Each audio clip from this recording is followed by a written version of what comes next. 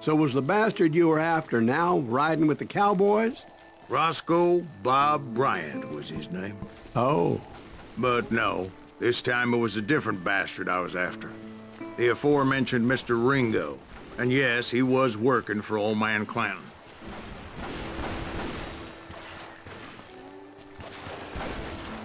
I came upon them robbing a stagecoach, which wasn't surprising, being they were such murderous thieves and bastards. The bandits wore red scarves, so I knew they worked for the old man. Over there! There! I did my best to help those poor passengers.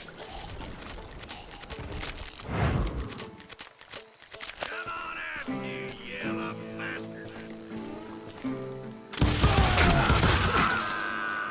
Moments later, the attackers were dead, and I checked the stagecoach to see how many passengers were still breathing.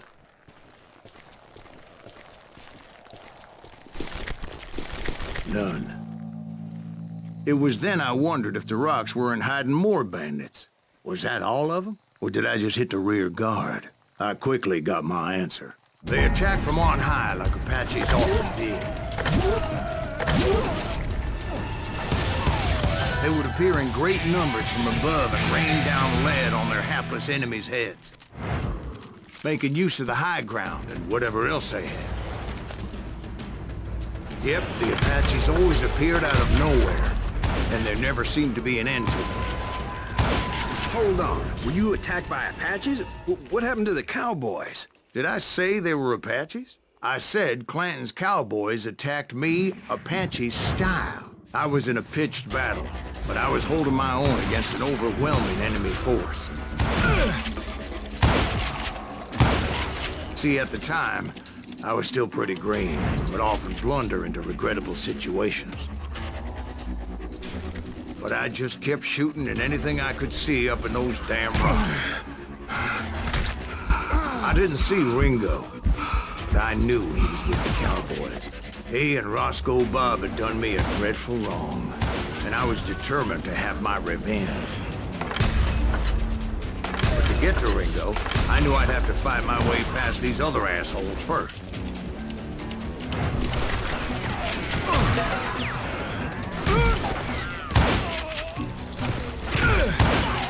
Unfortunately, I was running out of ammo. Another perfect example of my relative inexperience as a hunter of men. I immediately knew that a tactical retreat was called for, as my vengeful fury was much less impressive without the bullets to back it up. Shoot that running son of a bitch! Finally, they managed to corner me. Trapped as I was, the odds of my survival seemed pretty slim.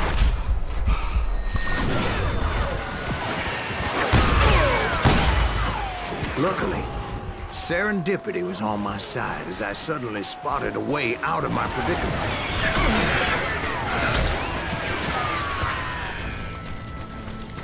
Stand and fight, you coward! I ran ahead as if the devil himself was after me. Bullets were whizzing by my ears, but I wasn't about to roll over and die. I just kept running like there was no tomorrow. Because there wouldn't be if Clanton and his men caught up with me. As I was scurrying around those caves, I thought, what was I thinking? Going up against a gang like this. I just kept running, not knowing where the hell I was going.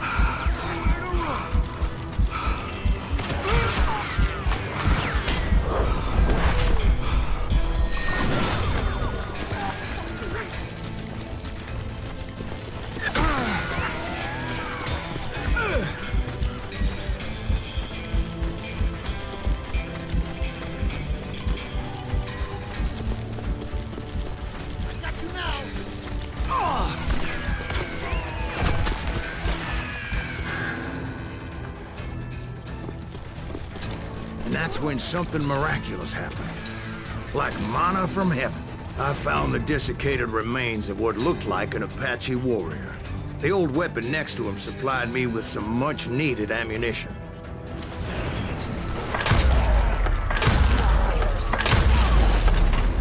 Bat Masterson once told me it was more important to be lucky than good, and he would know.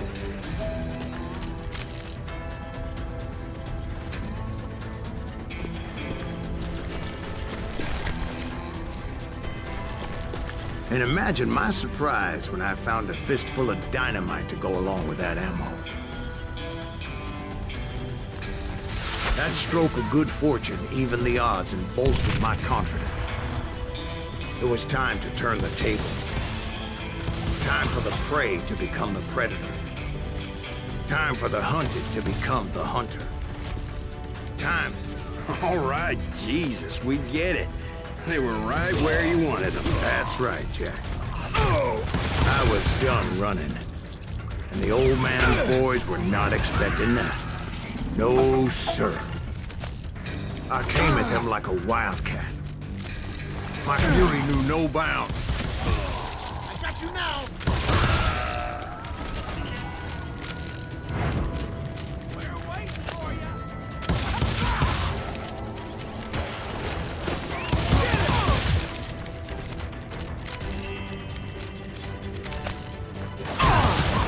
It was finally time for that old man to pay for his sins.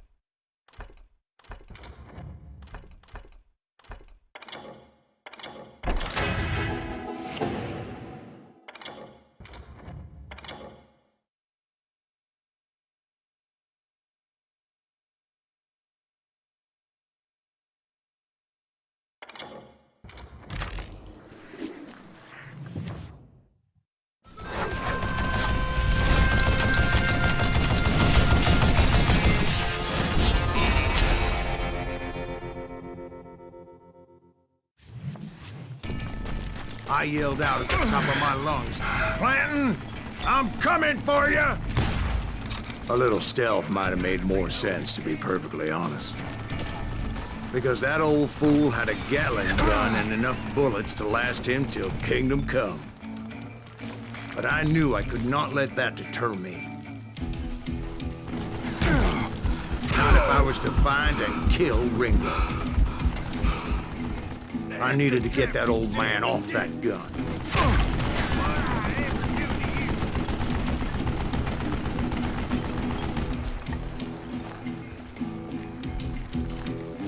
Look at you, you yellow-belly hot sapsucker!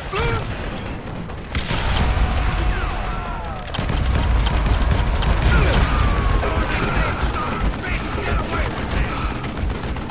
Wait! Goddamn boat! Most everyone thought it was the Ruales who had come up against him in Guadalupe Canyon, but it was just me. Show yourself! Would you just die?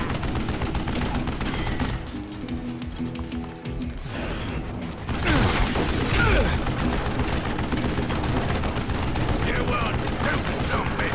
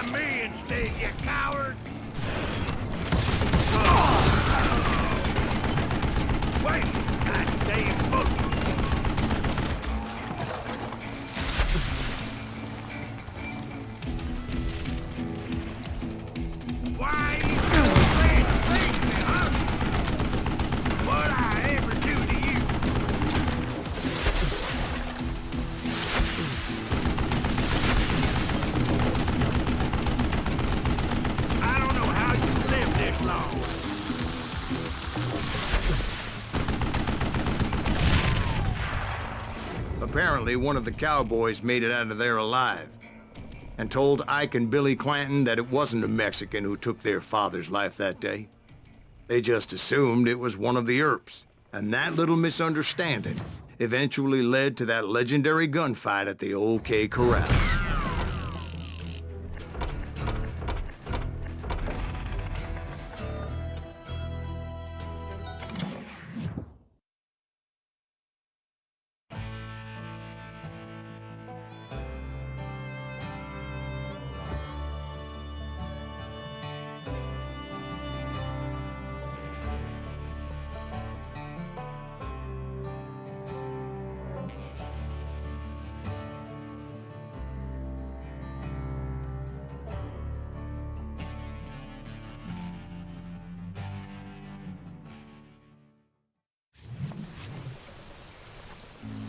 A few weeks after that dust-up at the OK Corral, I was still after Johnny Ringo. I had tracked him and the cowboys to their hideout at a sawmill, and they were loaded for bear.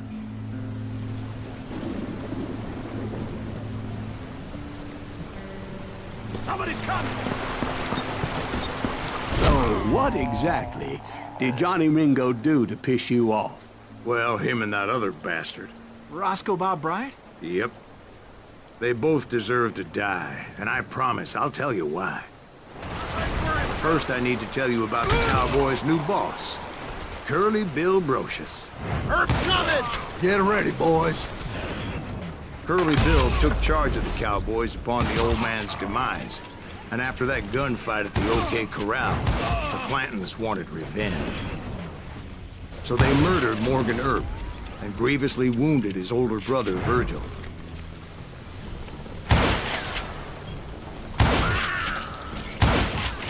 Wyatt and Doc went on what became known as the Vendetta Ride, hunting those outlaws down. So when I showed up, that's who they thought I was. Is that one of Wyatt's boys?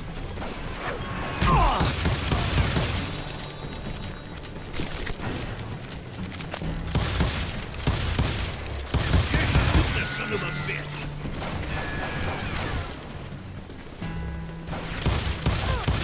Can't hide forever!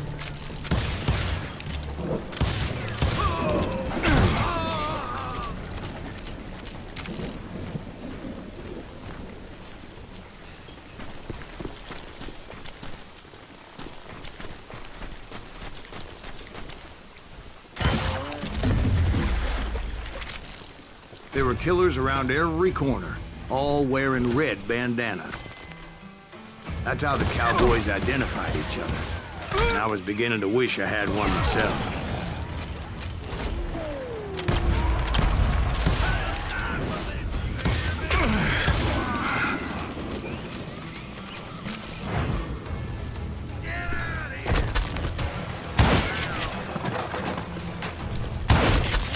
You're dead! But I wasn't about to let Ringo walk away unscathed. And that's what drove me forward. They say that Ringo was infernally fast. I hardly saw anyone faster, boy. Certainly not Wyatt Earp. That man was all hat and no cap. Earp wasn't much of a match for him, but Doc Holliday might have taken him. That lunger should have kept his nose out of it. They never charged anyone for the murder of Morgan Earp. Stand up! But everybody knew that Curly shot him in the back. That was common knowledge. Yeah, maybe so. But Ringo had nothing to do with it. He was just being loyal to a friend. Is that what you call it? Being loyal? Well, to get to that loyal friend, I had to pass by some buzzsaws as big as a man.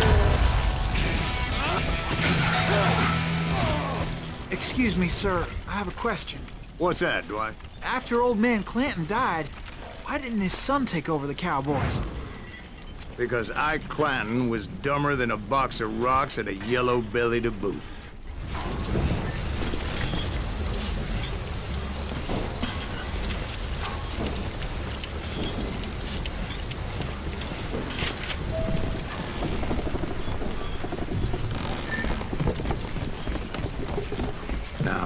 Where was I? Taking down the entire cowboy gang single-handed. Indeed I was, Jack.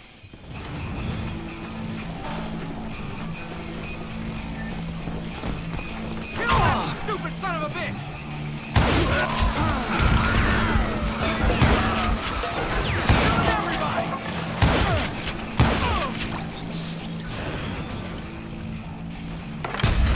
Though it wasn't easy, as those boys had good cover.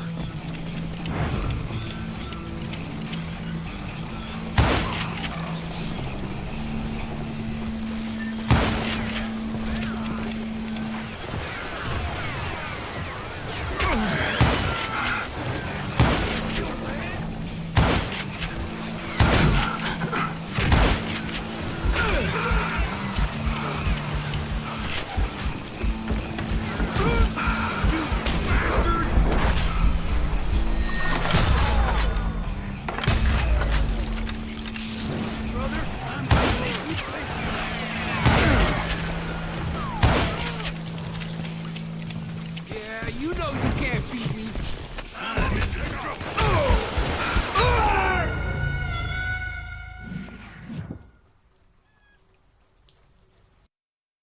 I'm unstoppable. You gonna need a cat?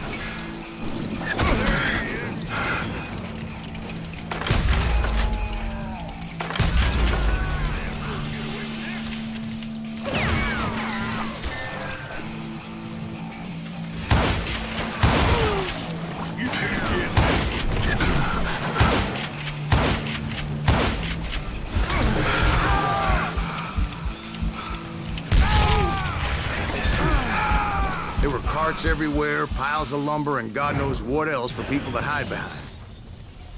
That really was one hell of a sawmill. Quite an impressive operation.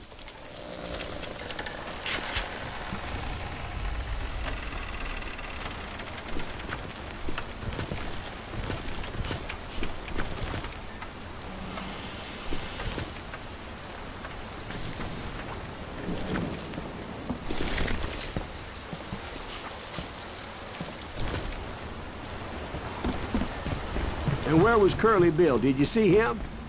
I'm about to get to that, Ben. Patience. I'm painting a picture here. There was this beautiful waterfall and a crystal clear stream that led to a verdant valley that was truly... Consider your picture painted. What happened next? Well, finally the bastards that were still alive made a last stand.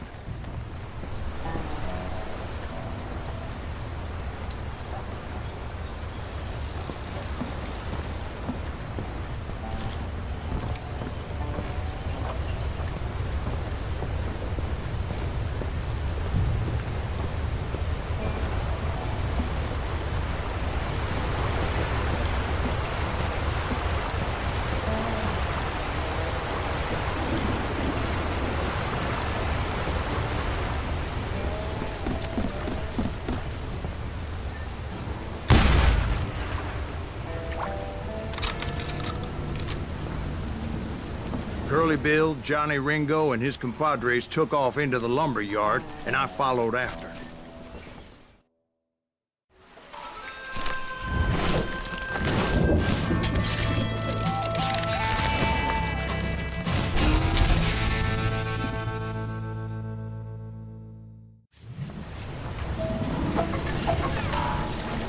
Are you saying they ran? Cowardice was not in Ringo nor Curly Bill's nature.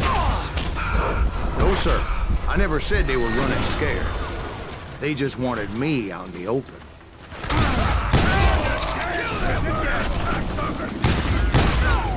You working for Wyatt Earp? Is that some bitch?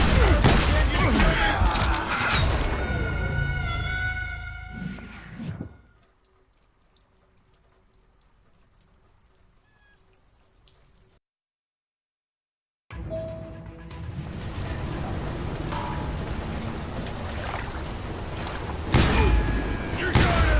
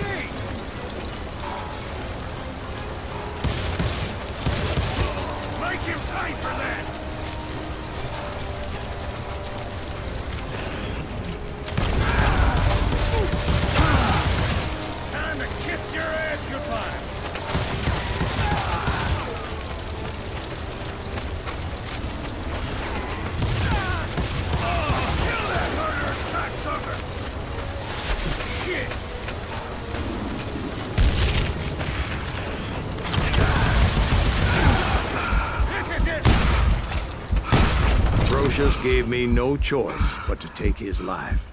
But Ringo was nowhere to be found. I knew you didn't kill Ringo, because he was found dead in a different location altogether. To this day, his killer is still unknown. Indeed. Took me a few months before I finally tracked his ass to West Turkey Creek Canyon.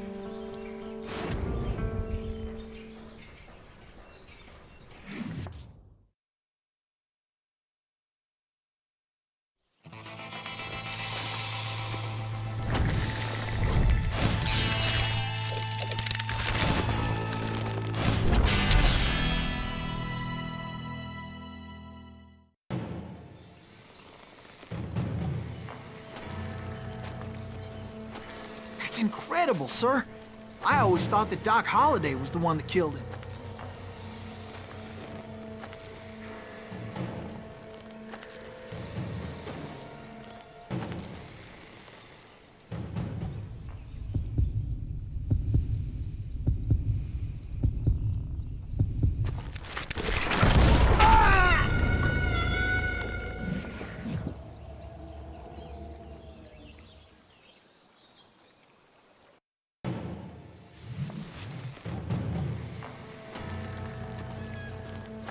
That's incredible, sir.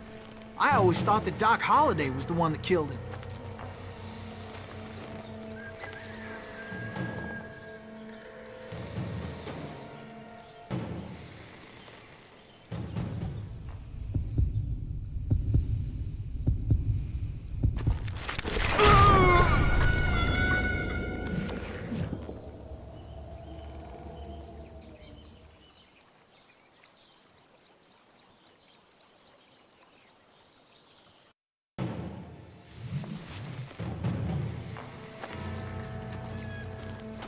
That's incredible, sir. I always thought that Doc Holliday was the one that killed him.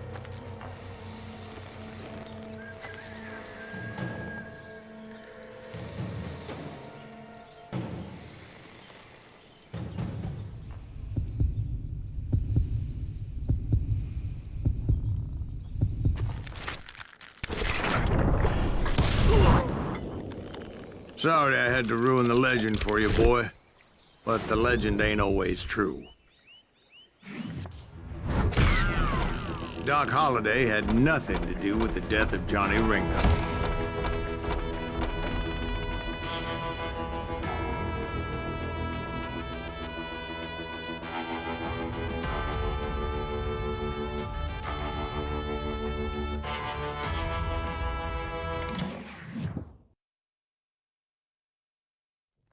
I was paid a healthy bounty for Ringo and Curly Bill, and realized there was real money to be made. That's why I went after Henry Plummer.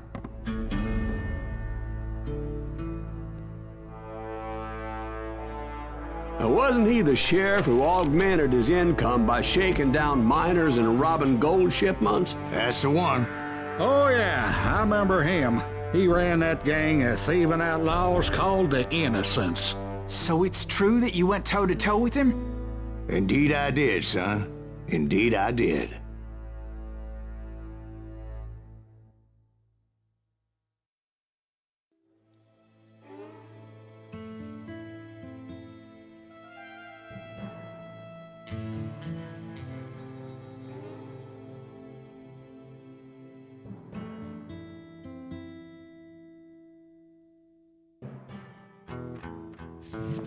I knew I needed resources if I was going to track down Roscoe Bob Bryant, and hunting Plummer looked like a good way to get rich quick.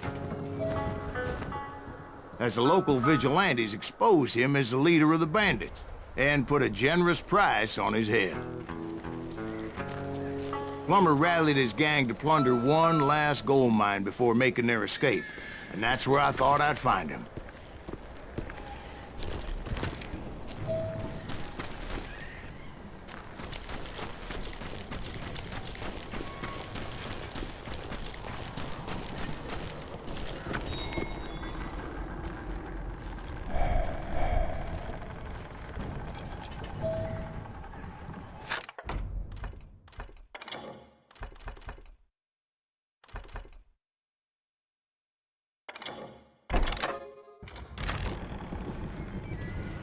It makes me nervous standing so close to all these goddamn barrels of gunpowder. Why would you be nervous? As my late father pointed out to me more than once, God made men. Samuel Colt made them equal.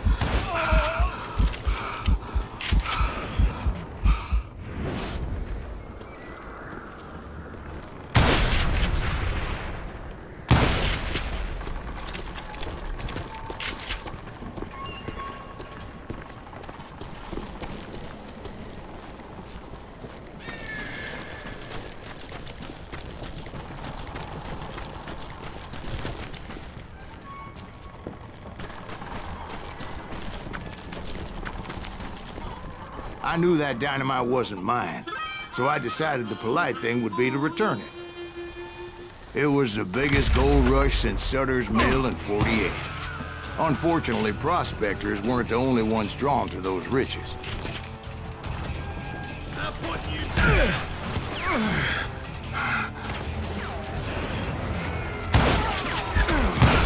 There were thieves and killers, robbing travelers and hijacking gold shipments. Like those that ran with Plummer. Some were just regular folks I knew from town, drawn by greed and easy pickings. Charlie Crow, the blacksmith. James, who worked in the stable. Sam and Jeremiah Barber, the butcher's sons. This is our gold now. Ordinary citizens who lived a double life. Stealing and thieving and murdering their neighbors. I will drop you down a mine shaft.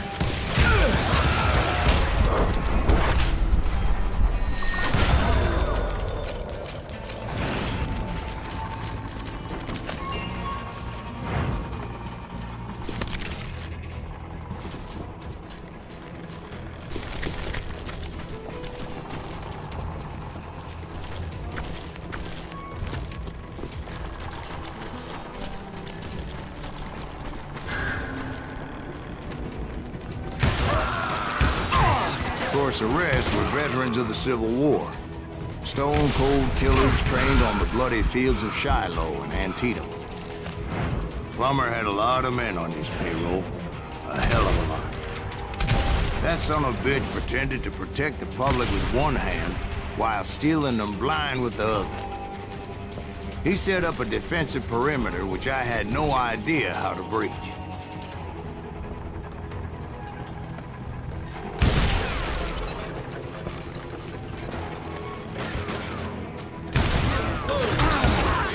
Dangerous, desperate individual. I was outnumbered and in way over my head, but I was too damn stubborn and stupid to realize it. They must have thought I was touched. Or had some kind of death wish, seeing as there were barrels of gunpowder everywhere. Watch out for the goddamn gunpowder! One stray bullet, one stray spark, and I'd be blown to hell and gone. I thought I was some kind of hero.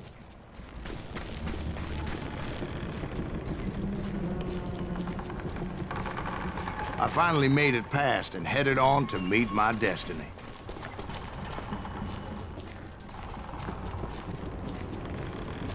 But first, I had something I needed to figure out.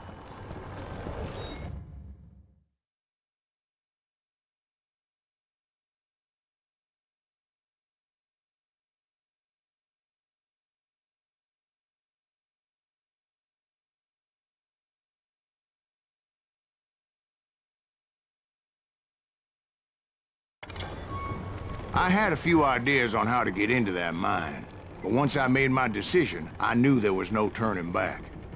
So my first thought was to enter the nearest mine portal. I saw an entrance.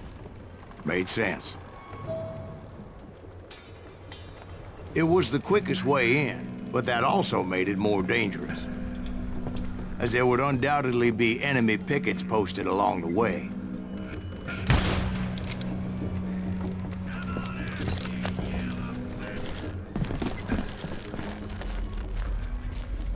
You can't innocents.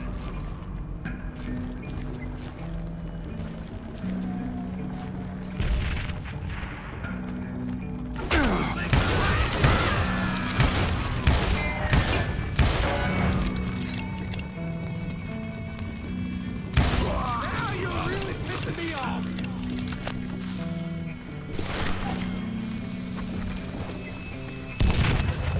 Had enough?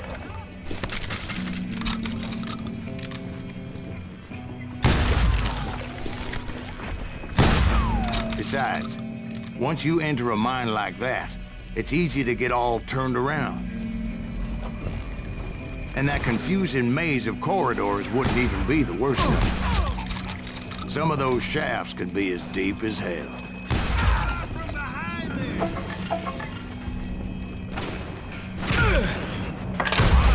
A single stumble or misstep can easily end in a deadly plunge to oblivion.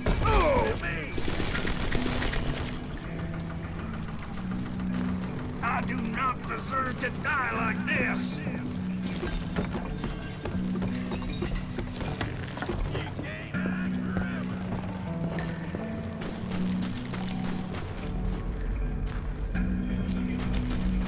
You must be about out of bullets.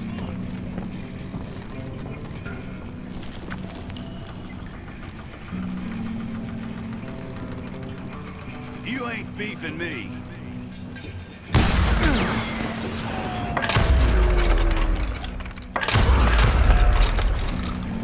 Quick reflexes often make up for a lack of common sense. Luckily, I was never one to be easily bushwhacked.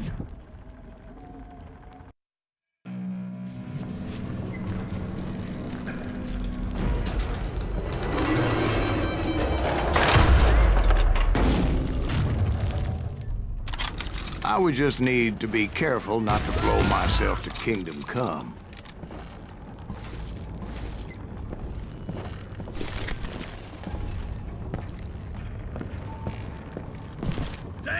With all that gunpowder and dynamite everywhere, a body has to know what he's shooting at.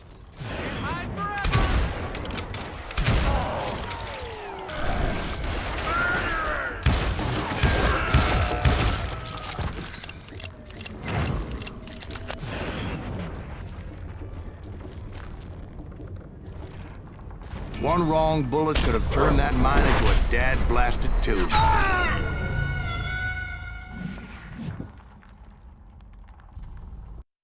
There he is! You can run, but you can't hide forever.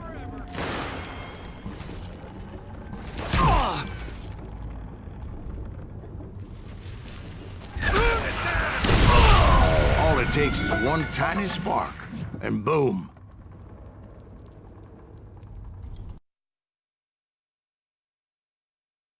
Get him!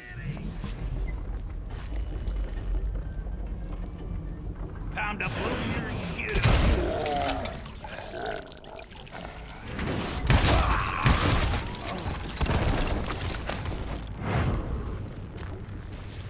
One wrong bullet could have turned that mine into a dad-blasted tube.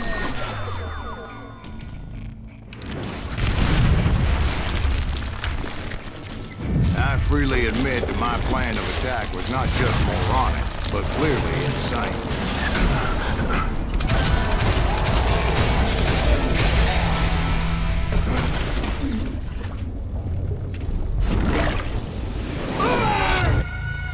It's a good thing that I abandoned that ridiculous plan before I even tried it.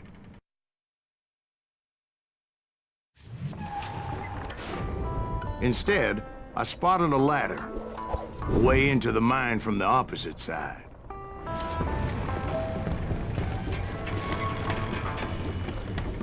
It was a long way around, but that approach seemed more sensible at the time. Of course, being I had a problem with heights, that scaffolding scared the bejesus out of me. Climbing down that ladder required some caution, because even though I had a younger man's reflexes, no man can dodge a damn bullet while climbing down a rickety ladder.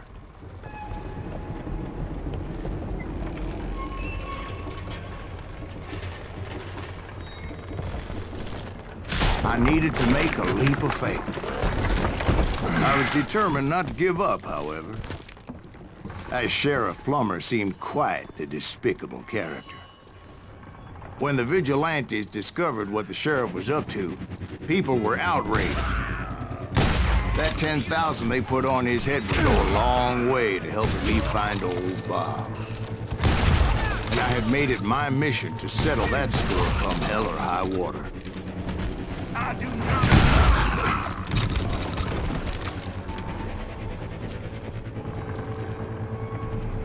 But first, I would have to make a choice.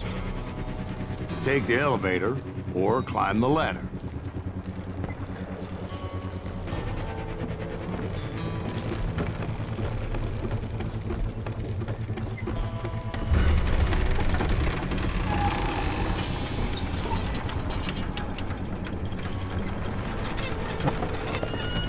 I wanted to use the element of surprise. Plus, I figured I could use the exercise. I was warmed up already, so what the hell?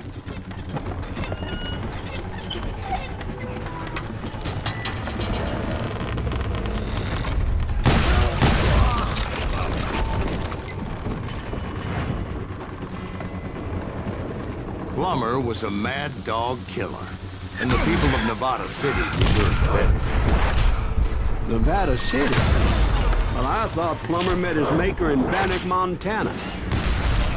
Right, well, he was the sheriff of both places one time or another, but that's neither here nor there. The point was, taking him down would save a lot of lives, including my own.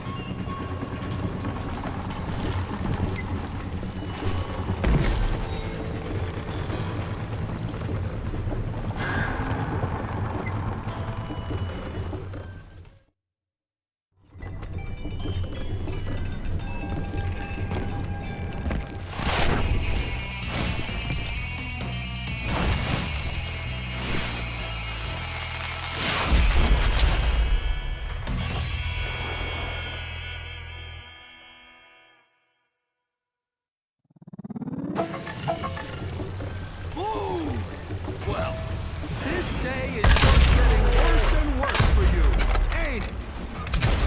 Henry Plummer was clearly unhinged, and I could see right away that this was gonna take some doing. You can run, but you can't hide forever! You ain't taking me!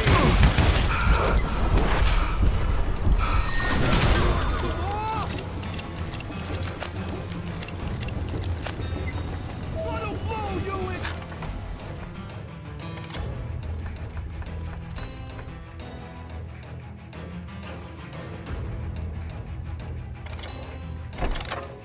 Next week, boy!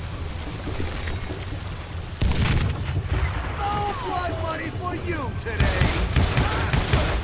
Ooh.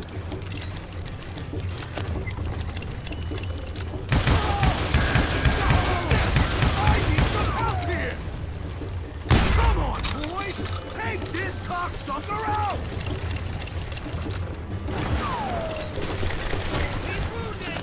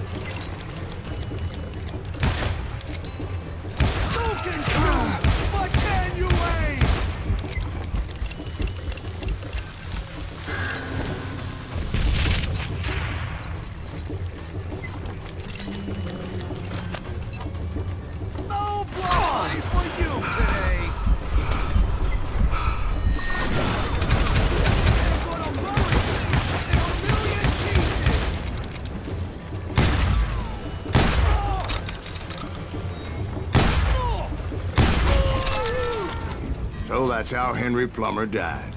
Him and his crew were worth their weight in gold. And now, I was officially a bounty hunter.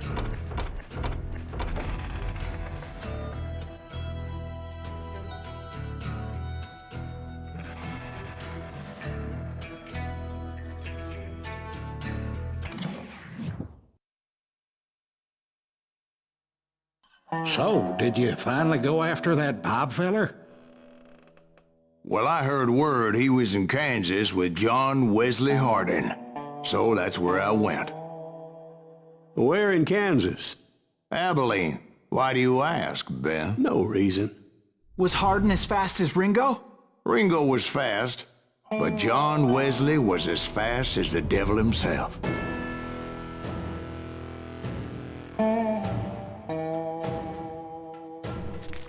Hell, he killed his first man at 15. From that day forward, he had a price on his head and wouldn't back down for nobody, not even Wild Bill Hickok himself.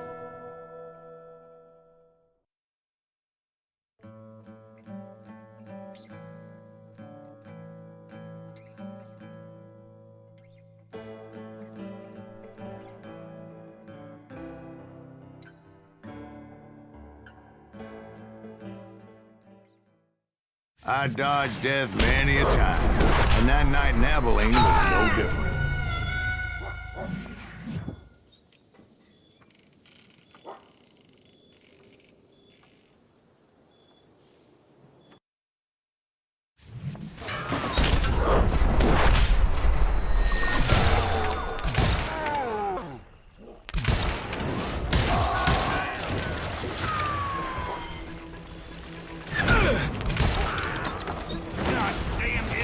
I was there with the intention of finding that bastard's Bob and collecting the bounty on John Wesley.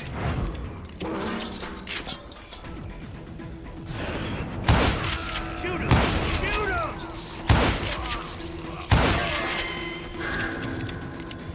him! I thought the Texas Rangers got Hardin.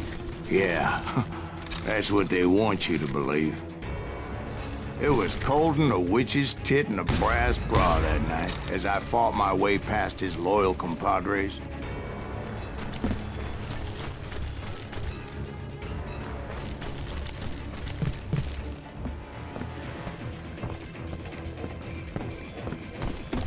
To the very same saloon we're sitting in today.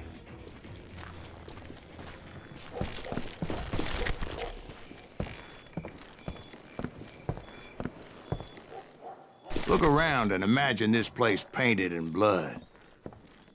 Hardin was waiting for me, and...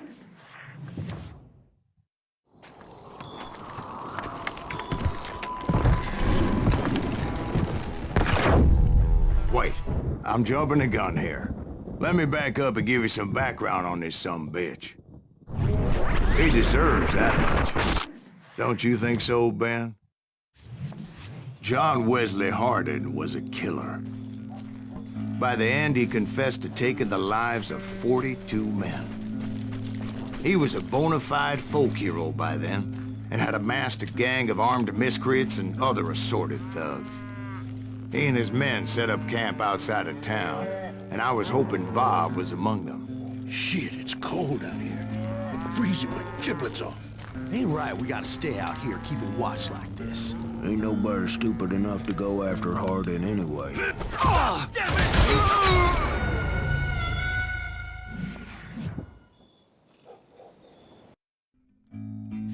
Better 3 hours early than a minute too late. Damn it! Shoot that son of a bitch! They didn't ask why I was there. They knew. As most of them were wanted as well. I had to spill a lot of blood to find out Hardin wasn't in that camp. He was carousing in town with his closest friends. Hardin's boys apparently didn't want me to reach the Bull's Head. Some were hightailing it into town to inform their jefe of my unwelcomed presence.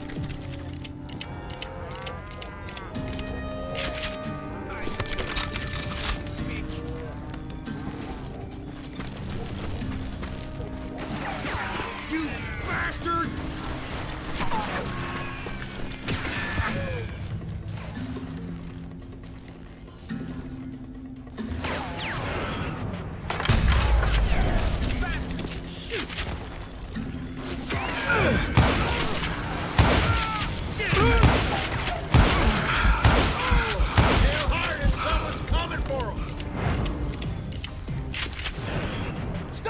Some bitch!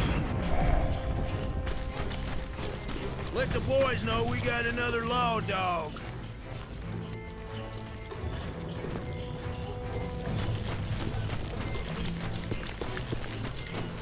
I wondered if Bob was among them.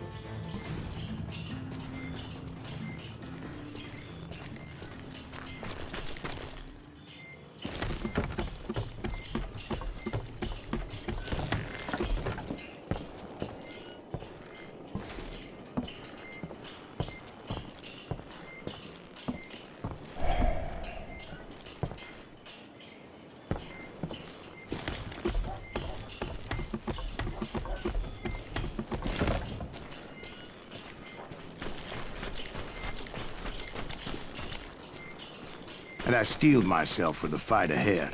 For as good as I was, deep down I wondered if John Wesley wasn't just a little bit better.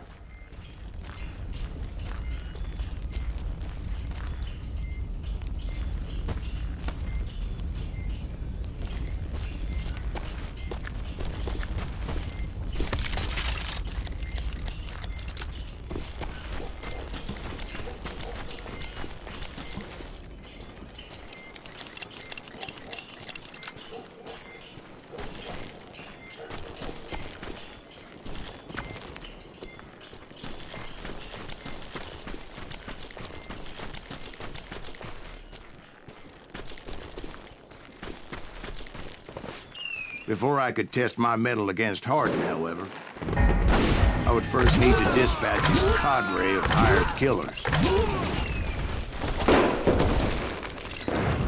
Most of these degenerates were beyond redemption, but John Wesley might have been a different story.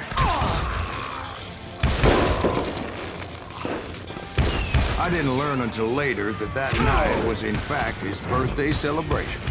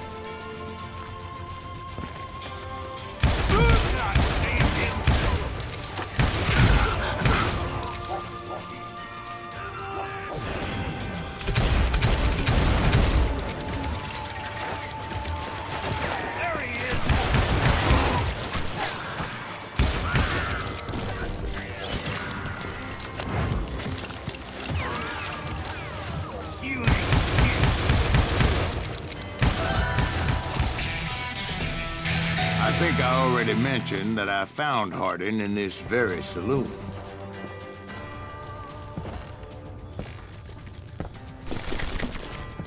Suffice it to say, nobody there was happy to see me.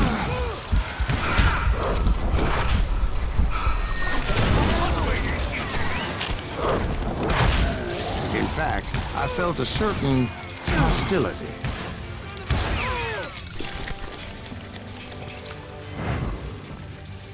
That's right! Run!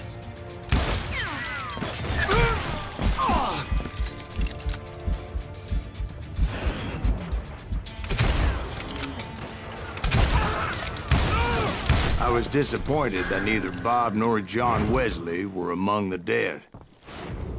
But that was short-lived, as a moment later I was facing down the fastest gun in the West.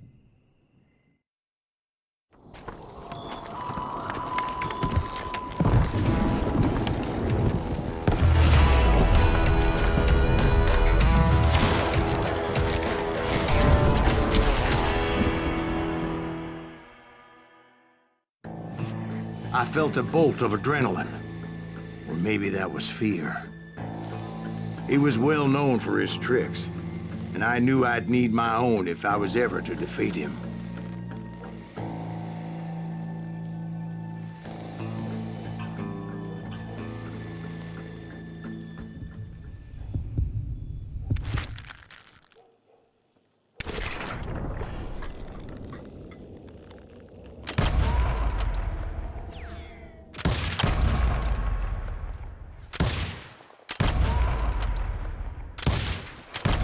That man was faster than greased lightning. But being inebriated as he was, he didn't count his shots. And now, he was at my mercy. So he didn't die? No, I sent him to prison. Years later, after he was free, some restless Avenger took his life. Shot him in the back in a saloon just like this one. Anybody up for another beer? Ben?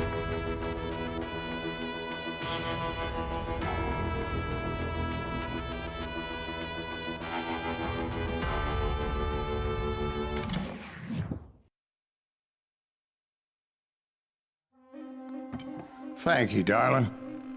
Yeah, some say revenge is a dish best served cold. So whatever happened to that Bob guy you were after? Personally, I'd like to hear some of your other adventures. Like, I don't know, did you ever go toe-to-toe with a red man?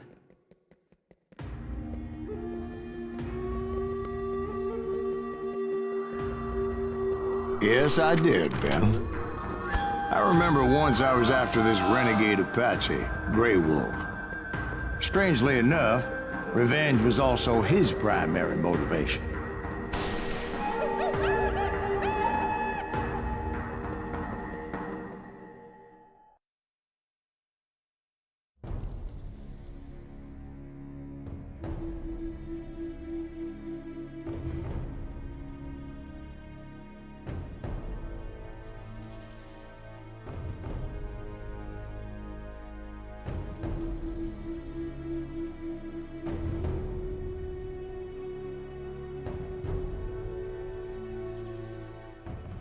A bounty was put on Grey Wolf's head, and that's how I came to hunt him in the mountains. Mountains so high they tickled the nether regions of heaven.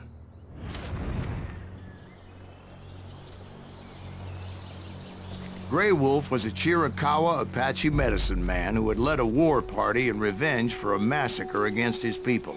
The U.S. Army had attacked his tribe during his daughter's sacred sunrise ceremony, and the slaughter was unspeakable. I understood his anger, as there's nothing more traumatic than seeing those you love die in a cruel and painful death.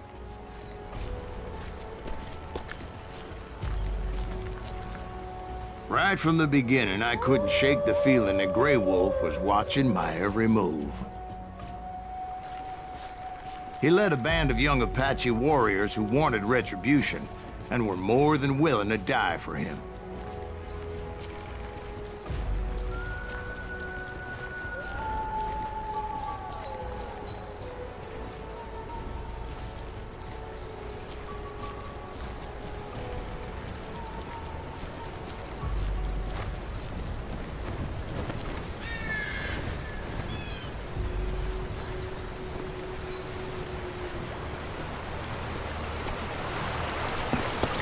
They saw me before I saw them.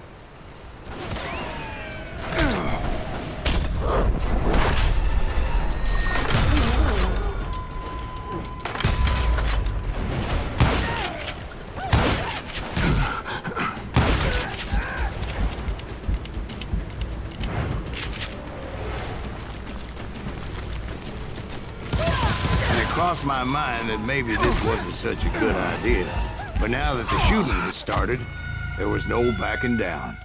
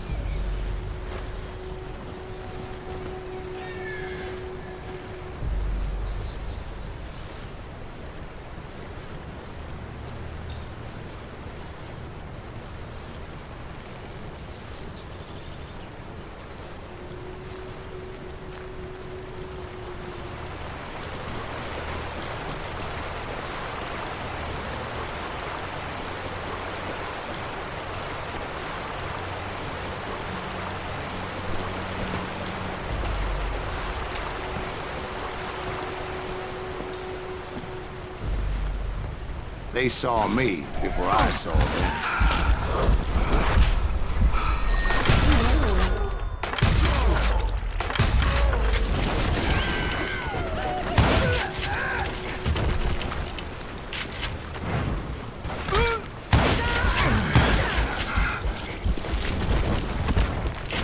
It was rugged country, the winter home of the Chiricahuas, and that's why they had retreated there.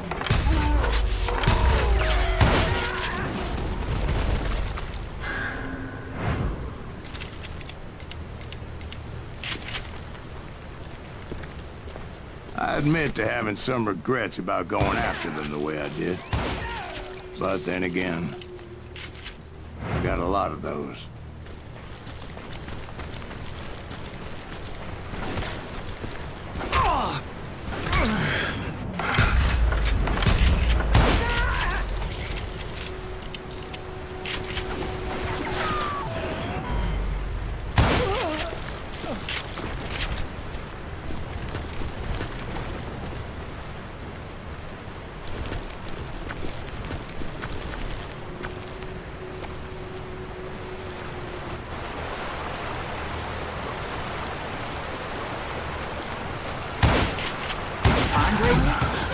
Not at that moment, but I did find the entrance to their hideout.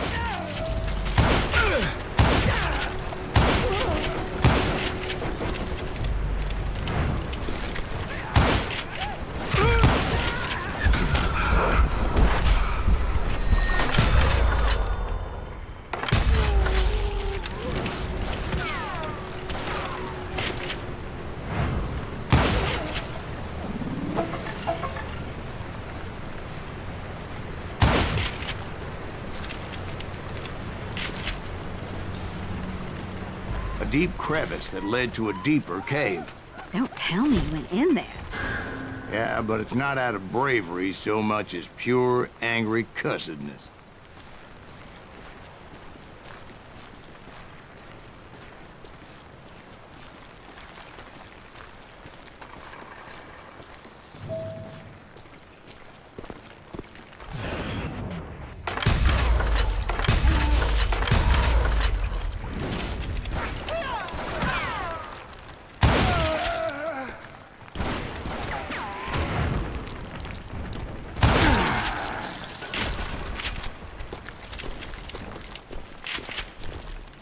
See, back then, I had a stubborn streak a mile wide, and I wasn't about to back down.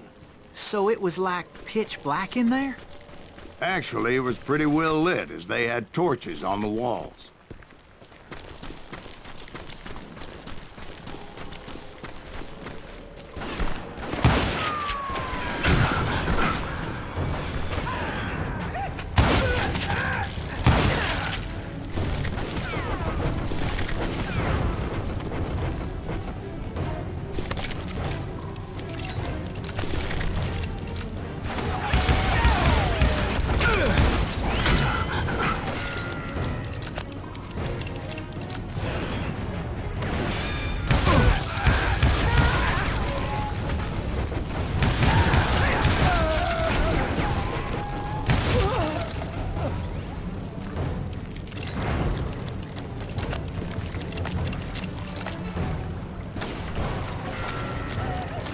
How big was his cave? Big as hell, Ben. Chiricahua had hid out there during the Indian Wars.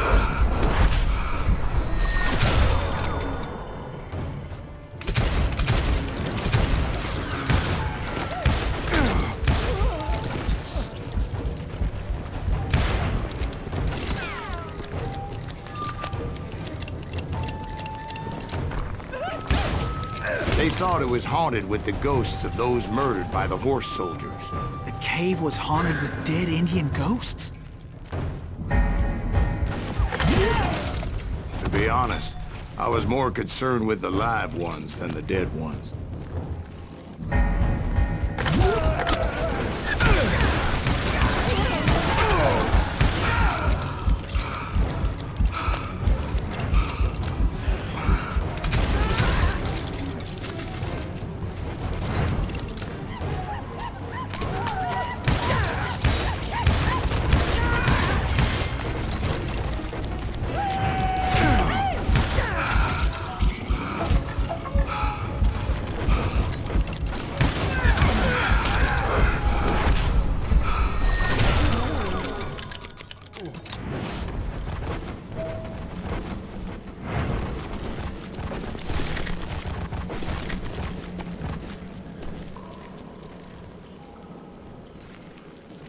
How come you know so much about engines? A few years back, I was married to two Mescalero women.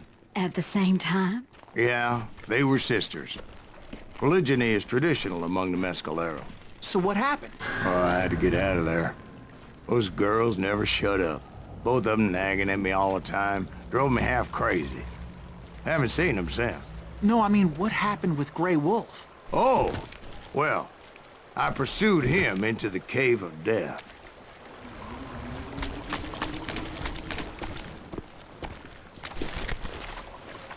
I came upon this flooded grotto, and that's when I saw him. He came to me unarmed and unafraid. His voice echoed in the shadows, and I sensed he meant me no harm. You carry great darkness in your heart, and if you do not release it, it will claim your soul. The sound of his voice put some kind of ancient Indian spell on me. As his story unfolded in my mind, You will come to this place again and kill many more men, and the darkness will grow until it consumes everything that you are. The soul would have no rainbow if the eye had no tears.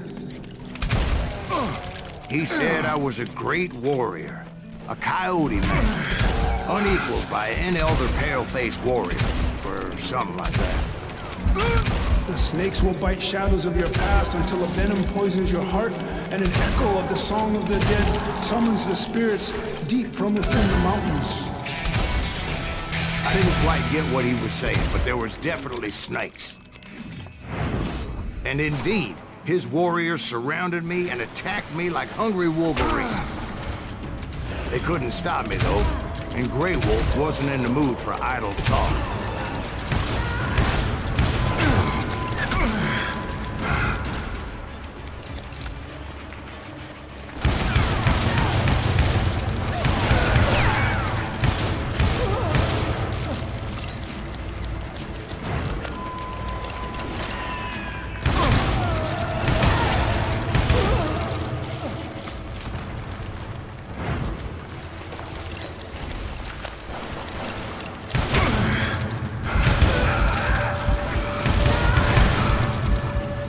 I swear I couldn't see any way out of this trap. But suddenly, one just appeared. Kind of like a miracle.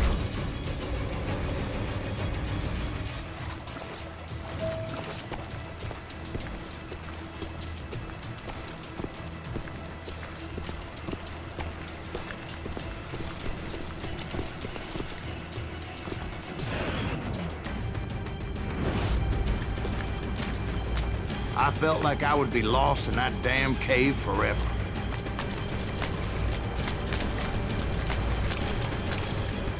Finally, I found myself back outside, perched on the edge of a precipice overlooking a thundering whitewater river. To get where I was going required several leaps of faith, but no way in hell I was turning back.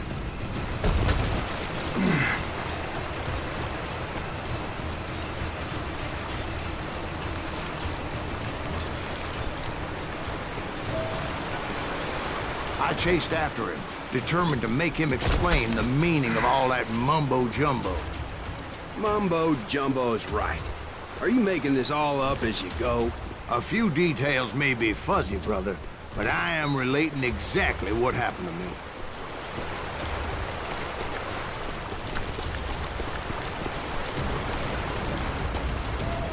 There were dozens of Apache warriors aiming at me from on high. Dozens?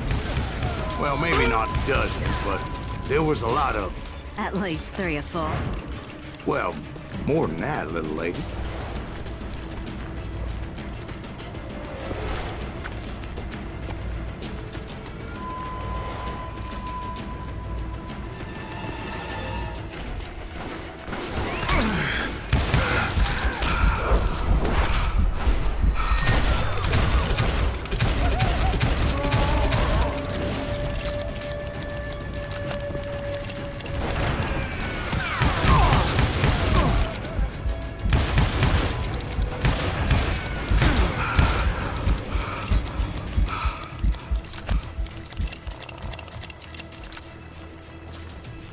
I had a steep climb up creek ahead of me and scrambled up those rocks like a mountain goat. I was determined to locate Grey Wolf and find out exactly what the hell he was trying to tell me.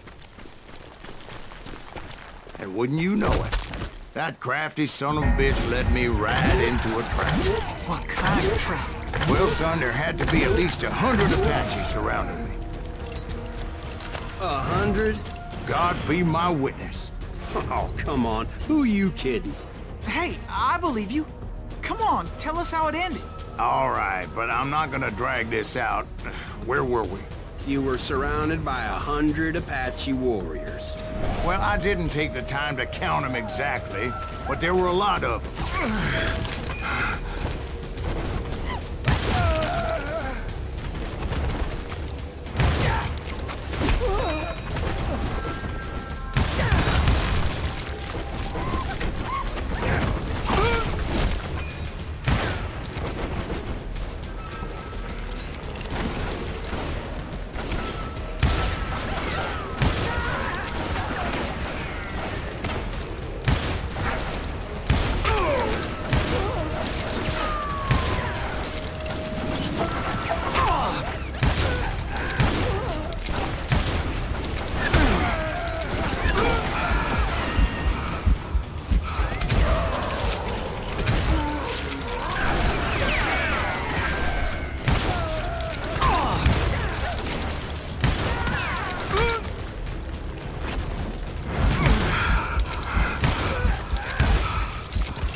And in the end, a path appeared before me that I had not seen before.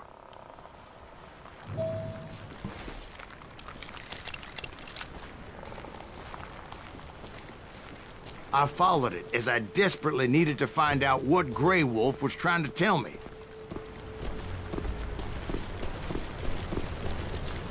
But it was like that son of a bitch disappeared into thin air.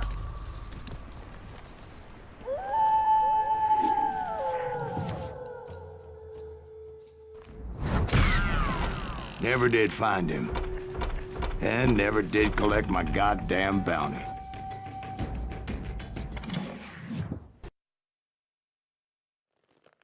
Thank you, darling.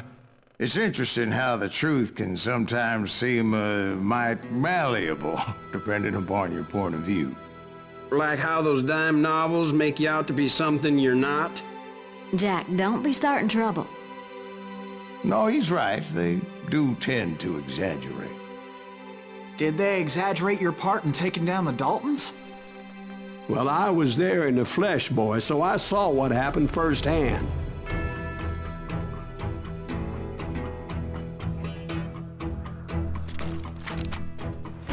Those Daltons were lawmen once, before they all went bad, robbing banks and trains clear across the territory. Until Coffeeville, of course. I was one of the citizens who took up arms that day. Fighting on the side of the right? I did my best, sir. We all did.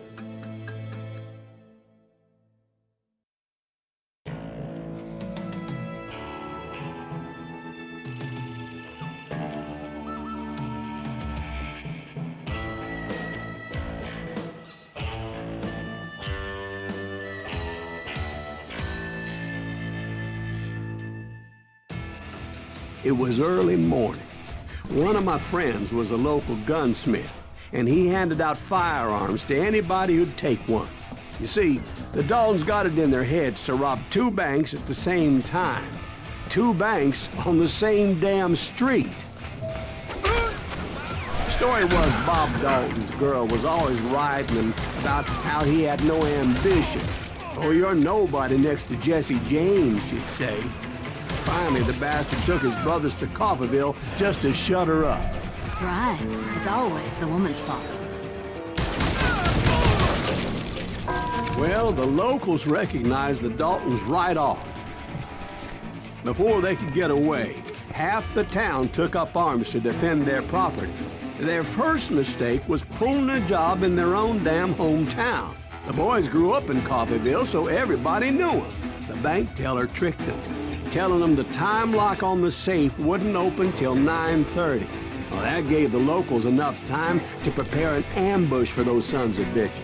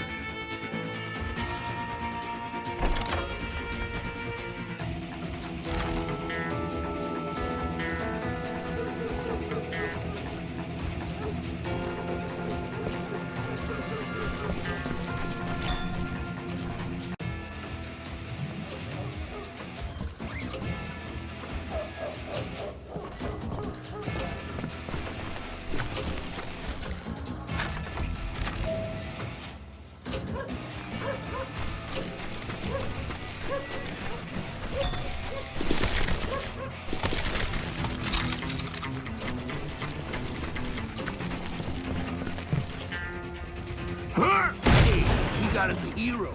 Put some holes in him! I get you!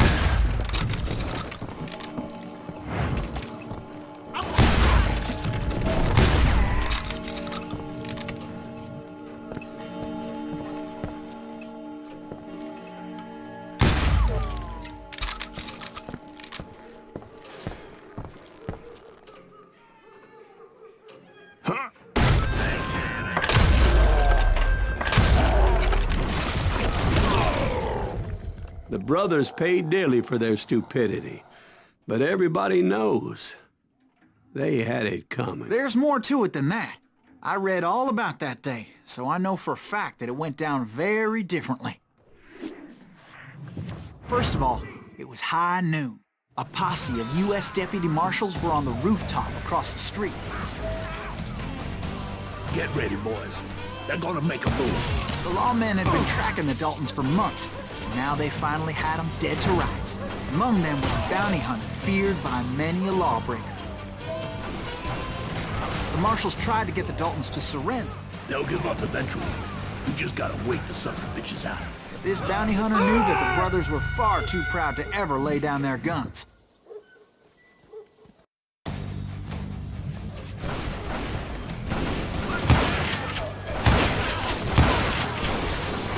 Those boys had a reputation as stone-cold killers, so the marshals took every precaution, knowing they wouldn't go easy.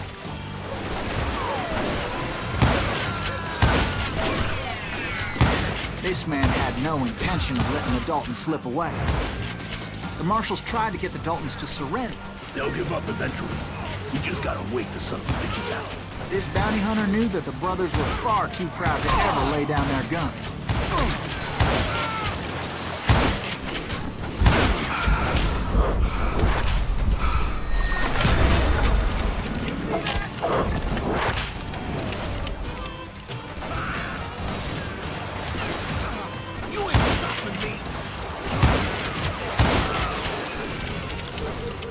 He went in there alone to confront those criminals. One of the marshals shouted, "Where are you going?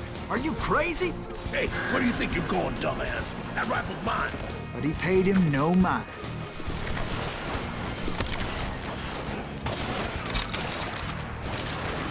He saw a way to get around to the back of the bank.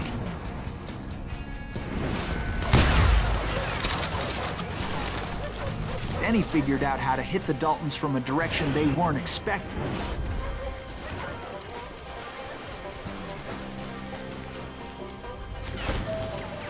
From above. Fortunately, a water tower was right there.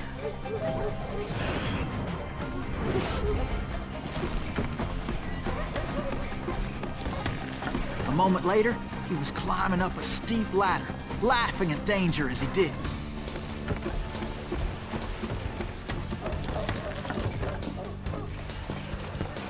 It was brave men like him who risked their lives to tame this wild country.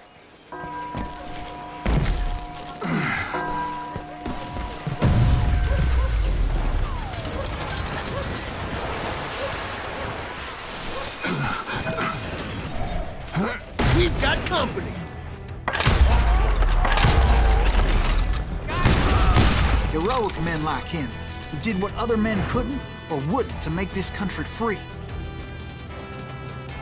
Like Jim Bowie and Davy Crockett, who died defending the Alamo.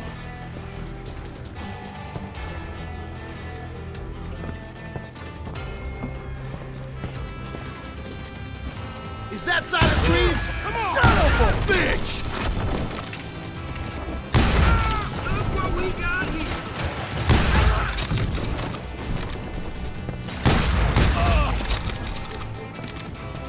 Yeah, you know you can't beat me.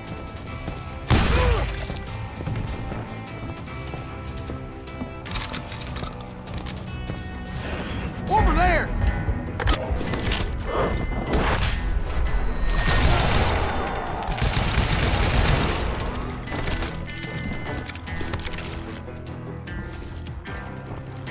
That's Silas Greaves. What the hell? Blam! Blam! He came away victorious, taking down those thieving Daltons.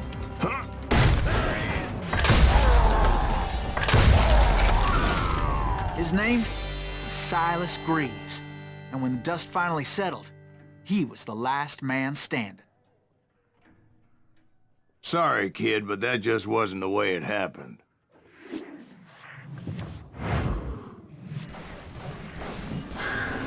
It was early evening, not high noon. The Daltons blew up a safe, and were all set to hightail it out of there. I was late to the party, and Coffeyville was already up in arms. Those pathetic deputies surrounding the bank were dropping like flies.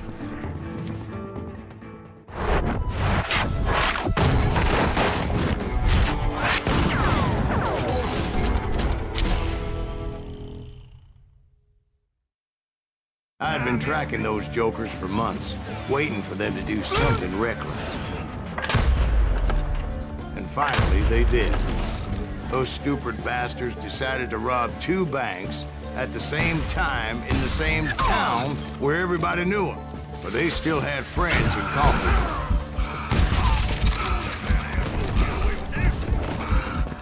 Shoot, I dare you!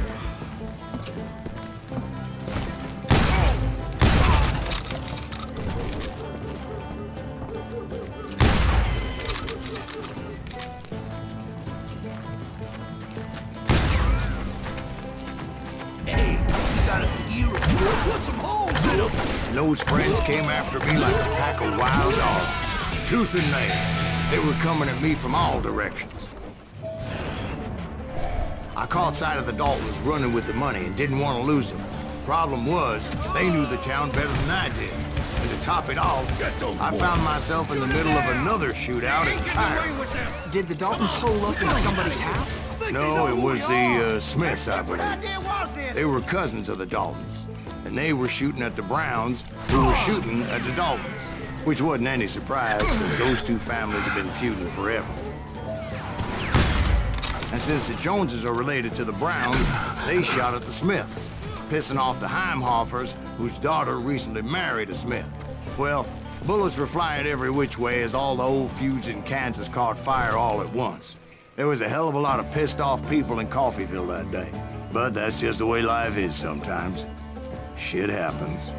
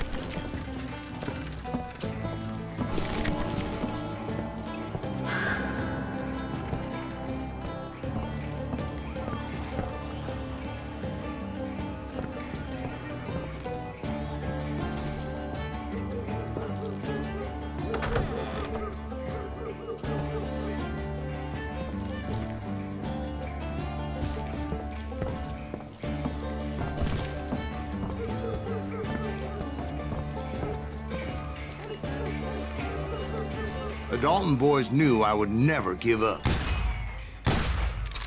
Those Daltons weren't the sharpest knives in the drawer, but they always stood together. They set a trap to slow me down and allow at least 2 of them to escape. The 3rd brother stayed behind to plant me, just in case that trap of theirs didn't work.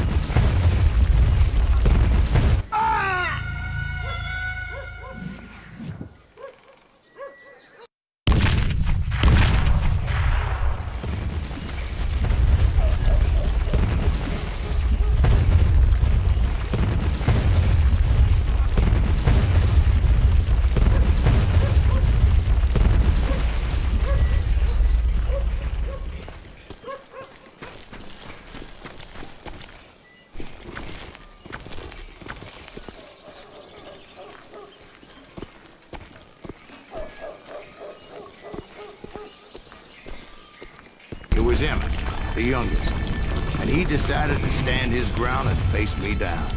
I ain't afraid of you, Silent Reeves. This is where it ends for you. He was determined to protect his brothers. I understood how he felt. Taking me on all by his lonesome wasn't exactly a recipe for a long life.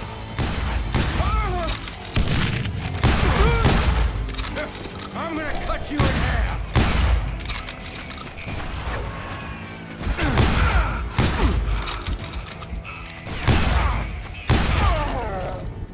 But Emmett Dalton survived the robbery in Coffeyville. He's the only Dalton who did. They say he was shot 23 times. Well, Dwight, who do you think put all those damn holes in him?